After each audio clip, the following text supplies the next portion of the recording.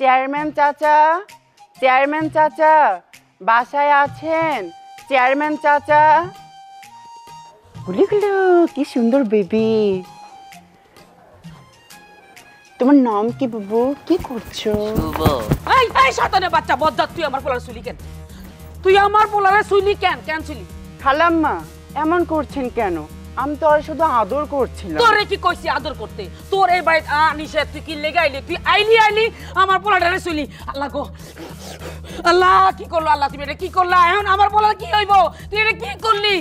আপনি এমন করছেন না জানি আমি কি অশুদ্ধ করে ফেলছি। অবশ্যই অশুদ্ধ করছস। তুই কি করছস তুই নিজেও জানোস না। আমার পোলারে তুই শেষ করে দিছস। অলক্ষী আল্লাহ গো আল্লাহ, আমার পোলার এখন কি হইব? এখন কি হইব? কে কই আসস? তাড়াতাড়ি আয়। আরে স্বর্ণ লাগবো, রূপা লাগবো, দুধ লাগবো, কাঁচা দুধ লাগবো। আল্লাহ আল্লাহ তুমি রহম করো। আল্লাহ গো আল্লাহ আল্লাহ। আমি কি মানুষ না? আমি তো একটু আদর করতেছি, একটু ভালোবাসছিলাম ওরে। আমি তো আর ওর কিছু ক্ষতি করি নাই। না তুই মানুষ না, তুই ক্ষতি করছস। তুই চেয়ারম্যান সাহেব, একটা কথা বলতে চাইছিলাম। বল। ওই রফিকুলের যে ভেজালটা বুঝছেন, অনেকদিন হলো ঘুরতেছে, তো ভেজালটা একটু আমি মিটে দিতে চাইছিলাম। কাছে টাকা পয়সা নাই তো। এ কি করলি তুই? তুই মিটে দিবি? হ্যাঁ বেটা, তাহলে আমার কাম কি? আমি চেয়ারম্যান না তুই চেয়ারম্যান? আপনি চেয়ারম্যান, তাইলে এ কথা কইলি কেন? তুই শয়তান, তুই বান্দর, তুই লাগছে খালাম্মা। তোর মারলাম, তোর আব্বার দে। আমি তোর ছাড়া আব্বারে দাও। দে, তোর আব্বার ফোনটা দে, আমি একটু কথা কই। খালাম্মা লাগছে, ছাড়া দাও। লাগবো আরো লাগবো, আরো লাগবো। এই দেখতে পারবি। আবার যদি কখনো তোর মুখে এই সমস্ত কথা শুনি, একদম থাপড়ে গাল লাল করে ফেলাম। আরামজাদা। আর ফোন দিবি না।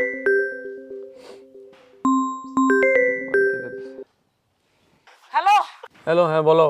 তুমি কই গো? সর্বনাশ হইয়া গেছে, শেষ করে দিছে। কেন কি হয়েছে? আরে ওই যে বান্দরের বেটটা আমার বাড়িতে আইছে তোমারে খোঁজ করতে। আইয়া আমার পোলারে শুইয়া লাইছে, আদর করে লাইছে। কি বলো তুমি? কখন করছে এই কাম? ও কই এখন? আমার পোলা খেলতেছে, তে আইয়াই জাপটে দিয়া ধরছে, গালে ধরছে, হাতে ধরছে, বুকে ধরছে। ওরে ধরে রাখছো? আরে আমি ধরে রাখছি, ছাড়ি নাই। তুমি খালি আইও তাড়াতাড়ি আইও, তার একটা বানাইতে হইব। হ্যাঁ হ্যাঁ ঠিক আছে। শোনো, আইনের সময় কাঁচা দুধ লই আইও। আয় শুদ্ধি করতে হইব আমার পোলারে। আইও তাড়াতাড়ি আইও। এই বাড়িতে চল তো। সর্বনাশ। তোর মাইরেই ফেলবো। এই কানে ধর খালাম মা কবি না। আমার পা ছবি না। কানে ধর কানে ধর। এই যে কানে ধরছি খালাম্মা। উঠবস কর। আমি কোনদিন আইবো না। উঠবস কর। 100 বার উঠবস করবি। 2 খালাম্মা ছাইড়া দাও। 3। এই তুই আমার ছেলে? আরে বাবা, কত এই হারামজাদা, কত বড় সাহস তোর! তুই আমার বাড়িতে ঢুকছিস কেন? হ্যাঁ শুনেন না, হ্যাঁ সর্বনাশ করে দিছে। ধরছে, আদর করছে, গালে ধরছে। দুধ কই? দুধ আনেন নাই? আরে দুধ আইব না, কোনো সমস্যা নাই। এই হারামজাদা, এই তুই আমার বাড়িতে ঢুকছিস কেন? এই ধর তো, ধর হারামজাদা। এই শোন, ওরে বোর্ড অফিসে নিয়ে আটকে রাখ। আজকে বিচারে বিকালে যা নিয়ে যা, আটকে রাখ। হারামজাদা, আজকে গ্রামবাসীর সামনে ওর বিচার করো। আরে আমার বলাতে কি হয়েছে? এই ওরে কোন জায়গায় ধরছিল? গালে ধরছে, হাতে ধরছে, এই বুকের মতন ধরছে, মাথা ধরছে। আল্লাহ কি জানি ওকে জানে, আল্লাহ জানে। চল বাজান চল, বিট্টু চলো। আয় বাবা আয়। আল্লাহ আমার বলাতে কিছু না।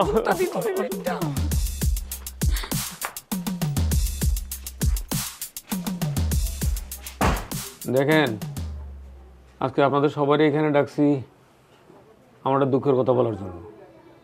সবসময় তো শালীর ব্যবস্থা করি মানুষের, কিন্তু আজকে আমার নিজের পরিবারে এমন একটা ঘটনা ঘটে গেছে, যার কারণে আমি নিজেও অসহায় পড়ছি। আমি কি করবো জানি না। আপনার গ্রামের মানুষ আছেন, আপনারা এটা সিদ্ধান্ত দিবেন এটা কি করা যায়। আপনারা তো জানেন, আমার পরপর 2টা কন্যা সন্তান হওয়ার পরে আমার ছেলে সন্তান এর আশায় আল্লাহর কাছে ফরিয়াদ করছিলাম। আল্লাহ আমার ফরিয়াদ কবুল করছে, আমার বংশে একটা রাজপুত্র দিছে। আমাদের সেই আদরের রাজপুত্র, জানি না ওর কপালে কি আছে। এই হারামজাদা, এই কুফা, এই কুলাঙ্গারের হাতের স্পর্শ লাগছে আমার ছেলের উপরে। এখন আপনারা তো জানেন ওর কারণে কত ধরনের অমঙ্গল, কত কিছু হইতেছে আমগো এলাকায়। এখন আমি খুব পিতা হিসাবে, বাবা হিসাবে আমি খুব শঙ্কিত যে আমার ছেলের উপর জানি কোন গজব নাজিল হয়। এখন আপনারা বিচার করেন ওর কি করা যায়, ওর কি শাস্তি হতে পারে। চেয়ারম্যান সাহেব, এর কারণে এলাকার কোনো পোলাপাইন রাস্তায় ভয়ে বাইরে যেতে পারে না। এরে দেখলে এলাকার কোনো দোকানদারিও ফলে না। এ একটা কুফা চেয়ারম্যান সাহেব, একটা কাজ করেন, এরে এলাকার তখন বাইর করে দিন চেয়ারম্যান সাহেব। চেয়ারম্যান সাহেব, ওর কারণে পুরো এলাকার বদনাম হয়ে গেছে। বাইরের মানুষ আমাদের এলাকার হিজড়া বাড়া কয়। হয়তো পোলা, ওর যে কি সমস্যা হয়েছে এটাই তো বুঝি না চেয়ারম্যান সাহেব। ওর এই এলাকার থেকে বাইর করে দিলে সব কিছু সমাধান হইব। ওরা বাইর করে দেন স্যার। আরে এরে তো এর মা বাবাই বাড়ি থেকে বাইর করে দিচ্ছে, আপনি এরে এলাকা থেকে বাইর করে দিলে মামলা খালাস। আমরা এটা নিয়ে টেনশন থাকতে চাই না চেয়ারম্যান সাহেব। এখানে আমার কি দোষ? আমি কি নিজে এমন হয়েছি? আমার তো আল্লাহ বানাইছে। আল্লাহ বানাইছে জন্য আজ আমি এই দুনিয়াতে। আমি তো আর নিজ ইচ্ছাকৃতভাবে এই দুনিয়াতে আসিনি। আমি তো অন্য গ্রহেরও মানুষ না, আমি তো আপনাদেরই মতো মানুষ। তাহলে আমাকে এই সমাজে মেনে নিতে অসুবিধাটা কোথায় আপনাদের? আমিও আপনাদের সঙ্গে বাঁচতে চাই, আপনাদের সঙ্গে আমিও মিলেমিশে থাকতে চাই। দয়া করে আমাকে এই গ্রাম থেকে বের করে দিবেন না। আমি খুব সুন্দরভাবে থাকতে চাই। আমি আপনাদের কারো কোনো ক্ষতি করব না, আমি কথা দিচ্ছি আপনাদের। তবু এই গ্রাম ছেড়ে করেন না আমারে। আপনাদের কাছে দোহাই লাগে আমার, দয়া করুন আমাকে, আমাকে বের করে দিবেন না। এই চুপ থাক, তোর আর একটা কথা শুনতে চায় না। এলাকার প্রত্যেকটা লোক তোর বিরুদ্ধে কমপ্লেন দিচ্ছে, তোর কারণে গ্রামের মধ্যে একটা অশান্তি সৃষ্টি হয়েছে। শোন, এখন ফাইনালি যেটা সিদ্ধান্ত নিতেছি সেটা হলো যে তুই এই এলাকায় থাকতে পারবি না। এই এলাকার ত্রিসীমানায় যাতে তোর দেখা না যায়। কি বলেন আপনারা? আচ্ছা চাচা, ঠিক আছে, আপনারা যখন চাচ্ছেন আমি এই গ্রাম থেকে চলে যাই, ঠিক আছে, আমি গ্রাম থেকে অনেক দূরে চলে যাব। আপনাদের কখনো আমি বিরক্ত করতে আসবো না, কোনোদিনও আমার এই মুখ আপনাদের দেখবো না, আমিও আর দেখাবো না আপনাদের এই মুখ। আমি জানি না আল্লাহ আমাকে কোন পাপের শাস্তি আপনাদের দিল, আমাকে কেন এমন করে বানালো আমি নিজেও জানি না। আমি চলে যাব, অনেক দূরে চলে যাব। আপনাদের সবার কাছে আমি ক্ষমা চাচ্ছি। আমি যদি কোনো ভুল করে থাকি আমাকে মাফ করে দিবেন। মনের মধ্যে কেউ কোনো কষ্ট রাখবেন না, আমাকে ক্ষমা করে দিবেন। ঠিক আছে, তুই এই গ্রাম ছেড়ে গেলে আমাদের সবার মঙ্গল। এই যা, ওর আগে দিয়ে আসুন, কিছু টাকা পয়সা দিয়ে দিস। ঠিক আছে যা। ওহ, এটা আপদ বিদে হইলো আর কি। আচ্ছা শুনেন, একটা ডিসিশন তো হইলো। হ্যাঁ, আমার এই ঘটনাটার পরে আমারও মন দিল ভালো না। আজকে আর ইউনিয়ন পরিষদে থাকবো না, আপনারা চলে যান, আমি একটু পরে বাড়ি চলে যাব। ঠিক আছে? আচ্ছা, ঠিক আছে চেয়ারম্যান সাহেব, জি, তো আমরা যাই। আচ্ছা, আসসালামু আলাইকুম। জি, ওয়ালাইকুম আসসালাম।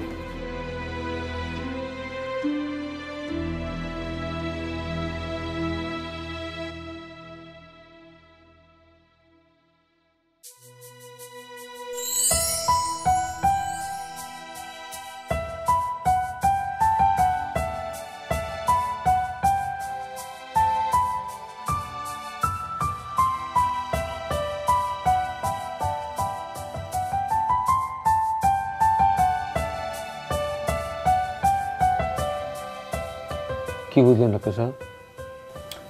লক্ষণ তো বেশি সুবিধার মনে হইতেছে না। কেন, কি হয়েছে?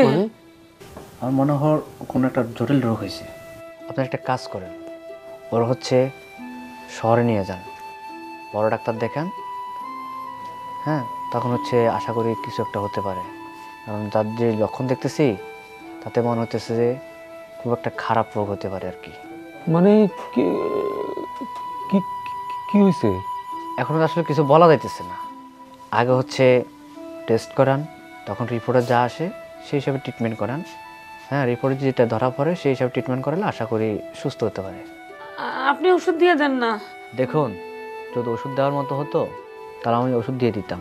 আগে হচ্ছে রোগ তো নির্ণয় করতে হবে, রোগ না নির্ণয় করে কি ওষুধ দেবেন আগে? ঠিক আছে, আপনারা হচ্ছে বড় হসপিটাল নিয়ে যান, তারপর হচ্ছে সেই হিসাবে ট্রিটমেন্ট করান।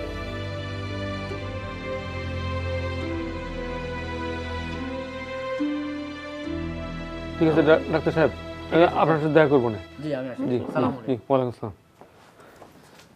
কি বলে আমার বাজানে?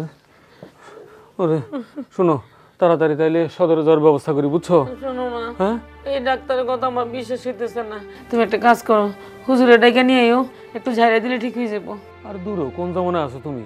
এখন কি আর হুজুরে যার পক্ষে কিছু হয়? ডাক্তার সাহেব বললো না, ওর মনে হয় একটু জটিল কিছু হয়েছে, বুঝছো? এটা বড় ডাক্তার দেখাতে হইব। আমি সদরে যাবো, বড় ডাক্তার দেখাবো, তারপর যে টেস্ট দিব, তারপরে আমার বাজানের কি রোগ হয়েছে এটা ধরা পড়বো, বুঝছো? এটা নিয়ে তুমি কোনো টেনশন করো না, দেখি আমি একটু ব্যবস্থা করি কি করা যায়। আব্বা গো, ও আব্বা,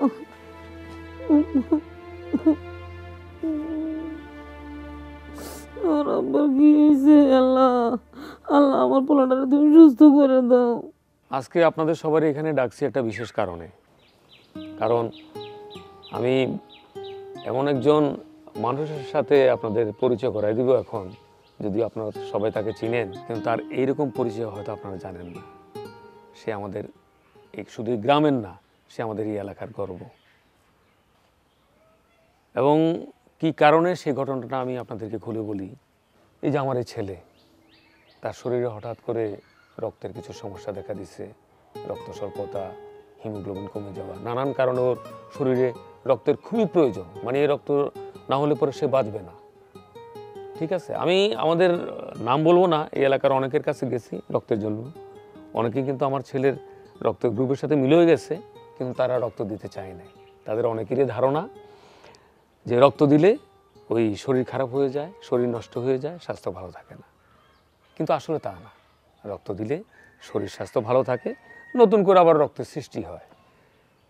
তো বিষয়গুলো বলতেছি এই কারণে, আসলে ঠিক ওই মুহূর্তে এই ছেলেটা, যাকে একদিন আমরা সবাই মিলে এই গ্রাম থেকে তাড়িয়ে দিয়েছিলাম, এই ছেলেটা এসে আমাকে বলল, আপনার ছেলেকে আমি রক্ত দিতে চাই, দেখেন আপনার ছেলের সাথে আমার রক্তের গ্রুপ মিলে কিনা।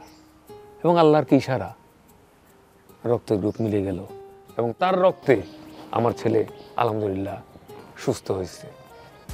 এখন বলেন, এই ছেলেকে একদিন আপনারা সবাই আমরা এই গ্রাম থেকে তাড়াই দিয়েছিলাম, আমরা তার প্রতি অবিচারটা করছি। সেও কিন্তু আমাদের মতো আল্লাহরের সৃষ্টি, তাই না? তো যাই হোক, আজকে আপনাদের সবার সামনে আমারও কোনো দ্বিধা নাই এই কথা স্বীকার করতে, ওর প্রতি অনেক অন্যায় করছি। এবং আমরা সমাজের মানুষরা এই আল্লাহর সৃষ্টি এই জীবকে আমরা নানানভাবে কুফা বলছি, ও আসলে অমঙ্গল হবে এ বলছি, তো এগুলো ঠিক না।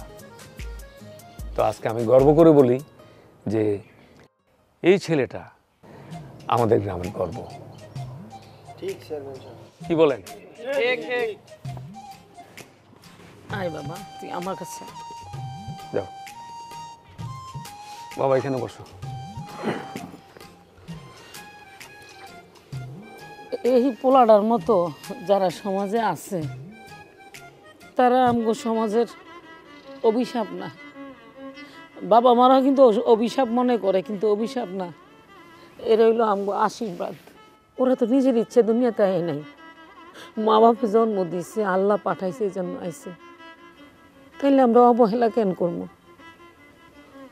আজকের থেকে ও আমার সন্তান, শুধু আমার না, আপনাগো সন্তান, এই দেশের সম্পদ। ওরে কেউ আপনারা অবহেলা করেন না। ও যা করছে নিজের সন্তান অনেক সময় করে না। আপনার কাছে অনুরোধ, আপনারা ওরে আপন করে নেন। এই শান্ত আজকে থেকে আমার কাছে থাকবো, আমারে মা কইয়া ডাকবো। আমার একটা বাচ্চা না, আমার দুইটা ছেলে। কিরে বাপ, থাকবি না? আমার কাছে থাকবি না? আমার সন্তান হইয়া থাকবো। আপনারা সবাই দোয়া করেন, এদেরকে নিয়া ওর মতো যারা আছে তাদেরকে আমরা আপন করে নিই, আলোকিত একটা দেশ গড়ি। সবাই আমার এই পোলাটার জন্য দোয়া করবেন। আজ থেকে আমাদের দুইটা সন্তান,